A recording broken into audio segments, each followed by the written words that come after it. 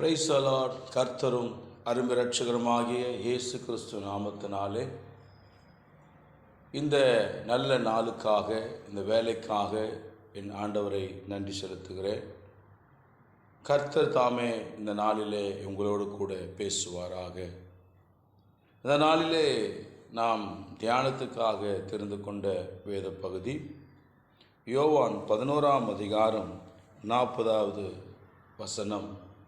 யாவருக்கும் தெரிஞ்ச பகுதி தான்.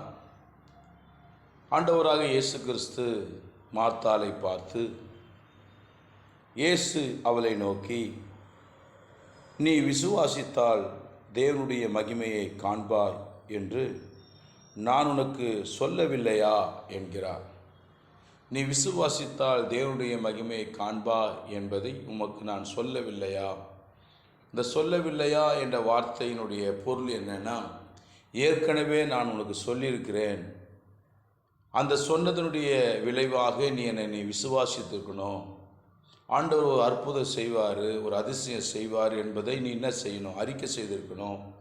அதை விட்டு நான் கல்லிடத்தில் வந்து அந்த கல்லை புரட்டி போடுங்கள் என்று நான் சொல்லும்போது, அது நாருமே 4 நாள் ஆகிவிட்டதே என்று சொல்லி ஒரு அவிசுவாசமான ஒரு சராசரி ஒரு மனிதர்களாக பேசுகிறாயே, நானே உயிர்த்ததில் ஜீவனமாக இருக்கிறேன் என்று சொல்லி நான் உனக்கு சொல்லவில்லையா? என்னால் உயிர்ப்பிக்க முடியும் என்பதை நான் உனக்கு சொல்லவில்லையா? அப்படி சொல்லிய வார்த்தையை நீ மறந்து போய், நான் கல்லறை இடத்தில் வந்து கல்லை புரட்டி போடுங்கள் என்று சொல்லும்போது நீ சொல்லியிருக்கணும், இயேசு என் சகோதரனை எழுப்ப போகிறார், கல்லை புரட்டி போடுங்கள், நாம் ஜெபிக்கலாம், ஆண்டவர் கண்டிப்பாக நமக்கு அற்புதம் செய்வார் என்ற ஒரு வார்த்தையை ஆண்டவர் எதிர்பார்த்தார். ஆனால் மார்த்தாளிடத்திலிருந்து வந்த வார்த்தை, ஆண்டவரே 4 நாள் ஆகிவிட்டதே நாருமே என்று சொல்லுகிறார். சில வேளையில் கூட ஆண்டவர் நமக்கு ஒரு வார்த்தை கொடுத்தால் அந்த வார்த்தையை அப்போது நாம் கேட்கிறோம், ஆமென் என்று சொல்லுகிறோம். அதற்கு பின்பாக ஆண்டவர் நம்மோடு கூட அந்த வார்த்தையினுடைய அறிக்கை எதிர்பார்க்கும்போது அது ஏற்றுக்கொள்ள மனதில்லாதபடி அவிசுவாசமான வார்த்தைகளை பேசுகிறோம். இந்த நாளில் மார்த்தாளிடத்தில் பேசுகிற வார்த்தை தான் இதை கேட்கிற உங்களிடத்திலே கர்த்தர் பேசுகிறார்.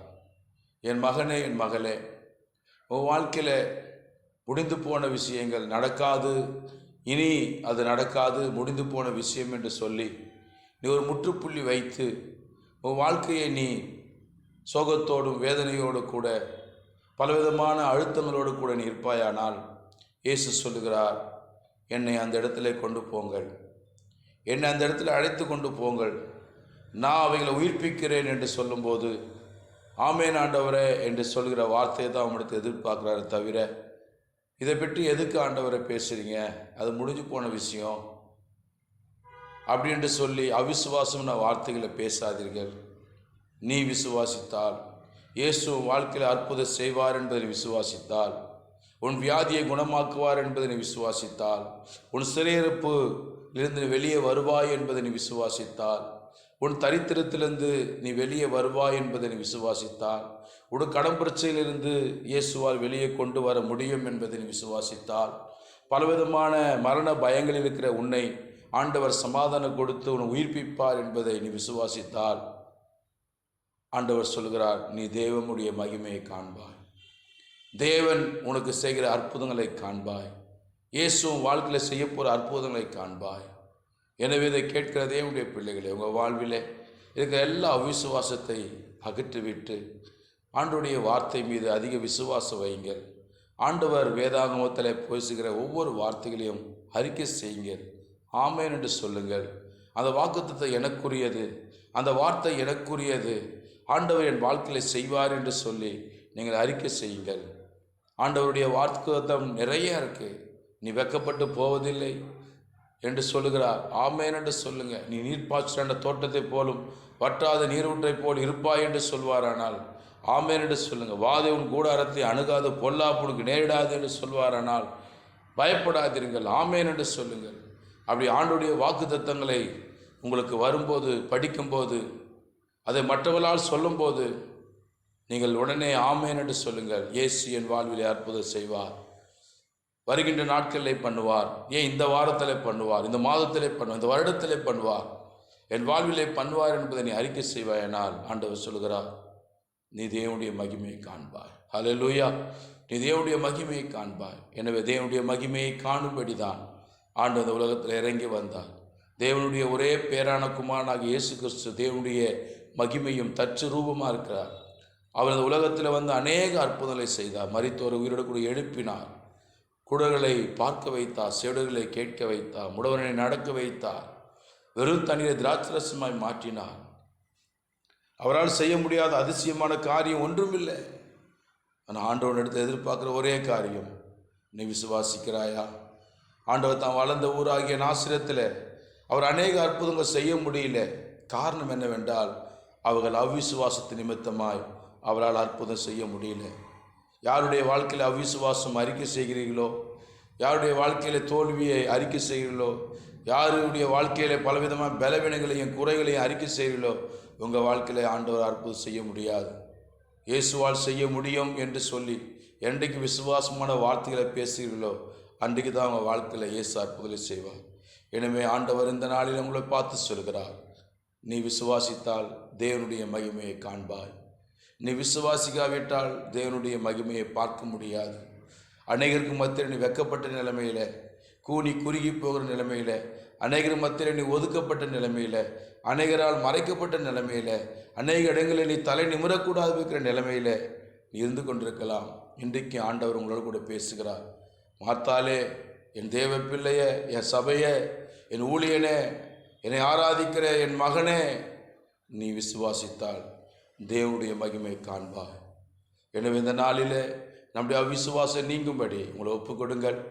ஆண்டவர் தாமே உங்களை எல்லா விசுவாசம் நீக்கி விசுவாசத்தை துவக்குகிறோம் முடிக்கிறோமாக்கிற இயேசு மீண்டும் ஒரு விஷயம் உங்களுடைய விசுவாசத்தை தட்டி எழுப்புவாராக. நாம் ஜெபிக்கலாமா? எங்களை நேசிக்கிற அன்புள்ள இயேசுவே, இந்த அருமையான இந்த வேலையில் இந்த வார்த்தையை கேட்கிற ஒவ்வொரு பிள்ளைகளுக்கும் ஆண்டவர் அற்புத செய்வீராக. எல்லா அவிசுவாசங்கள் நீங்குவதாக. உம்மை விசுவாசித்து நன்மைகளை பெற்றுக்கொள்ளும்படி அவருடைய விசுவாசத்தின் அளவை கர்த்தர் வளர்ச்சி செய்வீராக. அவருடைய விசுவாசத்தை வர்த்திக்க பண்ணுவீராக. அவருடைய விசுவாசத்தை இன்னும் அதிகமாக மேன்மைப்படுத்துவீராக. பேதுடைய விசுவாசம் ஆண்டவரை ஒழிந்து போகாதபடி ஜெபித்தவரை, எங்கள் விசுவாசம் ஒழிந்து போகாதபடி எங்களுக்காக பிதாவிடத்தில் பரிந்து பேசுகிறவரை, எங்கள் வாழ்விலே கர்த்தர் அற்புதங்களை செய்வீராக. நீ அப்படி செய்வதற்காக ஸ்தோத்திரம். நீ அப்படி செய்து விட்டதுக்காக ஸ்தோத்திரம். இயேசுவின் நாமத்தில் ஜெபக்கேலும் ஜீவனுள்ள நல்ல பிதாவே, ஆமென். God bless you. கர்த்தர் தாமே உங்களை ஆஸ்வதிப்பாராக. மீண்டும் ஒரு கர்த்தருடைய வார்த்தையோடு கூட நான் மீண்டும் வருகிறேன். நன்றி. தேங்க்யூ. Praise the Lord. கர்த்தரும் அருமை இரட்சகருமாகிய இயேசு கிறிஸ்து நாமத்தினாலே இந்த நல்ல நாளுக்காக, இந்த வேலைக்காக என் ஆண்டவரை நன்றி செலுத்துகிறேன். கர்த்தர் தாமே இந்த நாளிலே உங்களோடு கூட பேசுவாராக. இந்த நாளிலே நாம் தியானத்துக்காக தெரிந்து கொண்ட வேத பகுதி யோவான் 11ஆம் அதிகாரம் 40வது வசனம். யாவருக்கும் தெரிஞ்ச பகுதி தான். ஆண்டவராக இயேசு கிறிஸ்து மார்த்தாளை பார்த்து, இயேசு அவளை நோக்கி, நீ விசுவாசித்தால் தேவனுடைய மகிமையை காண்பாய் என்று நான் உனக்கு சொல்லவில்லையா என்கிறார். நீ விசுவாசித்தால் தேவனுடைய மகிமையை காண்பாய் என்பதை உமக்கு நான் சொல்லவில்லையா? இந்த சொல்லவில்லையா என்ற வார்த்தையினுடைய பொருள் என்னன்னா, ஏற்கனவே நான் உனக்கு சொல்லியிருக்கிறேன்.